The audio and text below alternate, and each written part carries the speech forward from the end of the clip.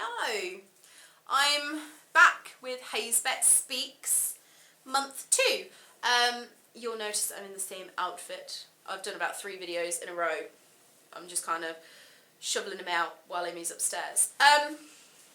So this month I want to talk about pregnancy. Now I have done a my pregnancy story video before. I did it years ago.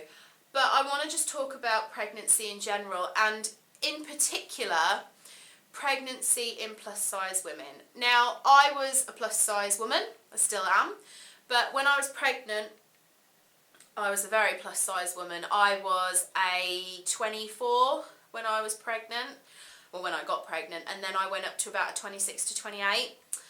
And there are health risks whatever your weight when you're pregnant, but when you're overweight or underweight, there are a lot more complications. Especially with overweight, you can have gestational diabetes, there's preeclampsia, high blood pressure. It's not fun. I think DVT possibly as well, deep vein thrombosis, but don't quote me on that one, I could be wrong. I saw loads of different midwives. The town that I live in, I wasn't blessed to have one lovely midwife the whole way through. I saw about 6, I think. That's not including the ones at the hospital. But I had to have a lot more hospital trips. I had to have more scans. I actually had 4 scans during my pregnancy. Most people only have 2. They have one at normally around 12 weeks, but it depends. It's like a dating scan. And then it can be anything from 9 weeks to 15 weeks, maybe more. And then you have another one at 20 weeks, and that's when you can find out the sex. Hopefully, there's a couple of reasons why you might not. One, the baby might not be cooperating, and they might have the legs crossed. They might be with their back to you. You might not be able to see. They might be too wriggly. Or obviously, if you don't want to find out. I did find out, because I like to be organised and I wanted to know what colour clothes to buy and all that fun stuff. And I wanted to know what name, and I was just really impatient, and I still am impatient, but I wanted to know if I was having a little Emmy, and I did. But yeah, they were really, really concerned with growth with me, because my bump was bigger than it was supposed to be. When you're pregnant, they measure you kind of from your bust line, so about here, all the way down to about here, and you're supposed to measure the same inches as you are in weeks. I think it's a long time since I've been pregnant. I'm sure it is. So like at 40 weeks you're supposed to measure 40 inches. Well, obviously I was a big girl before I got pregnant, so whenever they used to measure me, I always measured a lot bigger than what I was supposed to. I didn't fit on their charts, they weren't happy, so I had to have a lot of growth scans. I had 2 extra scans. I had one at 33 weeks and one at 37 weeks, which meant I got lots of pictures and I get to keep seeing her on the little screen, and it meant that I got to take, well, Mark came to all of them, but my mum got to come to one as well, which was awesome. She got all emotional, bless her. But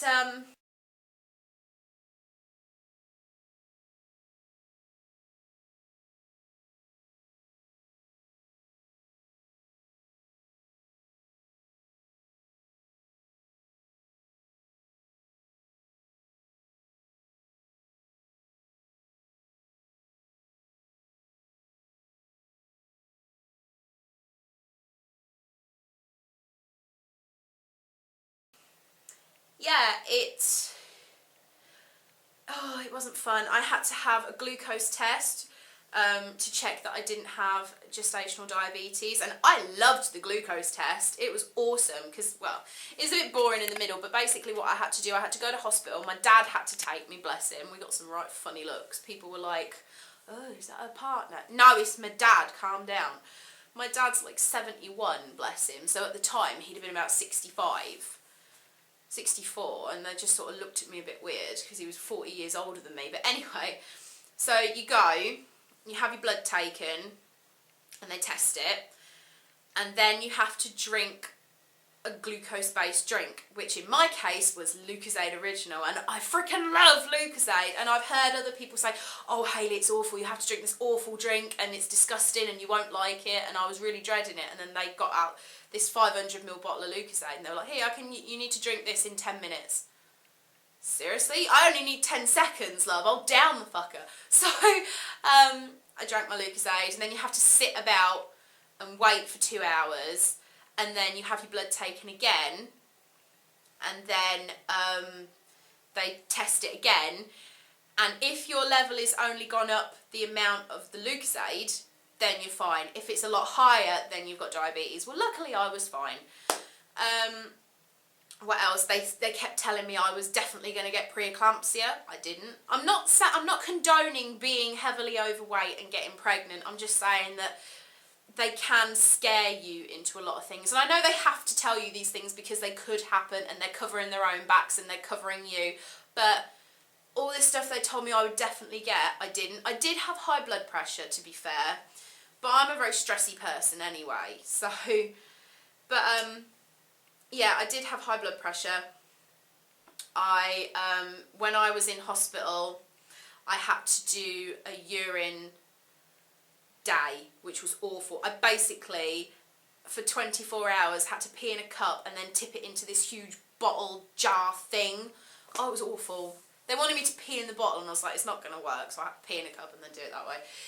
I tell you what, when you're pregnant, you have no discretion anymore. You have no dignity. Your dignity goes out the window. It's awful. But yeah, I didn't actually have any complications or any problems with my pregnancy. I was really lucky, and I didn't even have morning sickness with my pregnancy. A lot of women suffer really terribly. Like, a friend of mine has had 2 children, and the first one she had morning sickness, but the second one she was pretty much bedbound for a lot of it. She couldn't get out of bed in the morning. She couldn't even sit up in bed in the morning until she'd eaten 2 biscuits. I can't remember if it was rich tea or ginger biscuits. It might have been ginger, because ginger's good for sickness. And then she could get up, but she was terrible, bless her. But I never had anything. I felt sick pretty much every day of my pregnancy, but I was never physically sick. It takes a lot for me to throw up anyway. I mean, I've only ever been hungover 3 times in my life. And that's when I've mixed my drinks. But anyway. Yeah, so the only real problems that I had were that I felt nauseous every day, and I had really awful heartburn, but that's just part of being pregnant, because there's so much going on in your body and you've got a baby kicking around. It gives you heartburn. It's getting a bit dark in it. Let me put the light on so you can actually see my beautiful face. Whatever. Yeah, so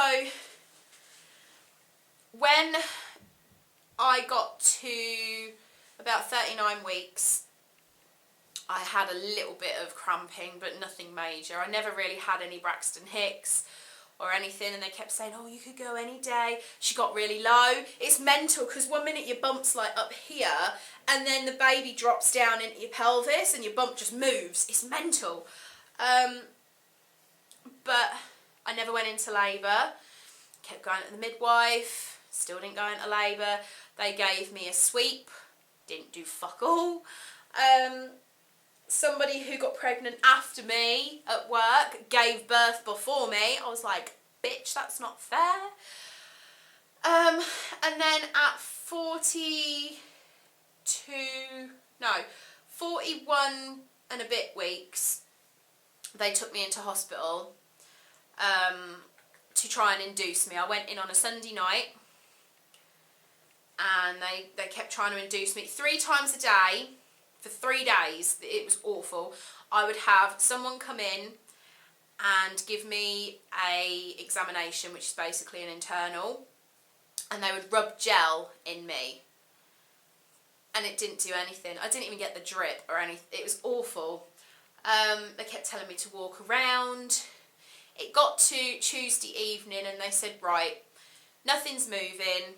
We're gonna take you for a cesarean tomorrow morning. If nothing happens during the night. And I thought, well, it's not going to. It hasn't happened up till now. So I actually had Imi on the Wednesday morning, and I was 15 days overdue. It was awful. And I was always told, because of her size, I wasn't allowed to go more than 9 days overdue, so the hospital let me go an extra 4 days, which could have been very detrimental to Imi's life. So I will never ever, if I ever get pregnant again, I will never go back to that hospital, because I was not impressed with that at all. So yeah, I had my cesarean, and they moved it. It was supposed to be at a certain time, and they then took me earlier, so Mark nearly missed the whole thing because he was coming for the time he was supposed to, and then they were just like, oh yeah, we're going to move it. So I was like, what the fuck are you doing? So I had to ring him. I was like, can you get here now? And the hospital was like 40 minutes away from where we lived. So anyway, he made it, thank God he was there. But I can't remember. I can remember little bits, but I can't remember much. I remember I had to sit on the edge of the bed, and they told me to arch my back like a cat. They gave me this huge pillow to hold on to arch over. When you've got a huge, solid bump in front of you, you try bending over and arching your fucking back. It don't work. This was to have the epidural. But they did it wrong. My anaesthetist looked like Borat. It scared the shit out of me. And he put the injection into me, and he angled it wrong. So instead of going into my spine, it shot through and went into my left thigh. And I just felt, it felt like someone had stabbed me. And I was like, yeah, that's gone in my thigh. And he was doing all the tests. Can you feel this? I was like, yeah, I can feel it. So they had to give me a second one. So I had 2 epidurals in the space of like 5 minutes. And then, just to add to it, because I was a bigger girl, they gave me 3 locals. So I'd had 5 lots of medication in the space of like 10 minutes. I was gone. I was absolutely out of it. I remember laying on the bed, and I looked at Mark and I went, I'm falling off the bed, because they tilt the bed slightly. I went, I'm going to fall off. I'm going to fall off the bed. He said, you're not moving. You're not going anywhere. I was like, I'm going to fall. I was panicking that I was going to roll off and land on my stomach and kill Imi. I wasn't moving anywhere. I was just gone. And then I kept going in and out of consciousness, and I remember waking up and they went, if you look down here in 20 seconds, Hayley, you'll see your baby. And I was like, oh, that's nice. Gone again. Then I remember waking up and they said, she's here. And they tried to put her on me. I was like, no, I can't hold her. I can't hold her. Because I couldn't even lift my arms, let alone hold this baby. So it was a right disaster. And then I remember going into the other room. And I can't remember seeing her or anything. I was completely out of it, and in the recovery room. And then I remember my parents coming in, and they gave me a card of congratulations, and I only read the top line, and I was like, I'm going to be sick, and I threw up everywhere. It was awful. I was so sick for 24 hours after I'd had her, because of the amount of medication that they pumped into me. I was really ill. I couldn't hold Imi for the first 24 hours, and it gutted me. I know that there's mums out there who never get to hold their babies or have to wait days or months because they're ill, but personally for me, it gutted me. But after that, I got to hold her, and I loved her, and I found out that she was £10, 13 and a half ounces. I thought, that's why my body didn't go into labour. I never had a contraction, nothing. My waters never broke, because she was so big. My body knew that she weren't going to fit. Because, not to have TMI, but I'm quite tight, and I knew she was not going to fit. So that's why I never went into labour. My body just knew. But yeah, I really enjoyed my pregnancy. I loved being pregnant, laying there, feeling her kicking. Oh, it was awesome. I can hear her coming now. Imi! Yeah? Hi, baby. Yeah. I'm just talking about when I was pregnant with you, when you were in my tummy. Yeah, when you used to be in my tummy. Hello. Hi, Mommy. My gorgeous girl. You're my gorgeous girl. Yeah. Can you remember being a baby? Yeah. Can you? Yeah. What do you remember? I remember, I saw my bum when I was a baby. You saw your bum? Right. And then my nose, and then my head, and then my eyes, and then my mouth. You're very strange. Yes, I am. Yes, you are. You like me. But, yeah, I didn't actually have a bad pregnancy, so I'm quite happy about that. But I'm going to show everyone my teeth. you're showing your teeth. She was born with teeth. She was born with 2 teeth at the bottom. And I think that's, I don't know why, but yeah, she had 2 teeth when she was born, which was mental. That's a nice, come on. So what I kind of want from this video, I would love it if you guys wanted to share your pregnancy stories with me down below. And then what I'm going to do in the follow-up video is I'm going to talk more about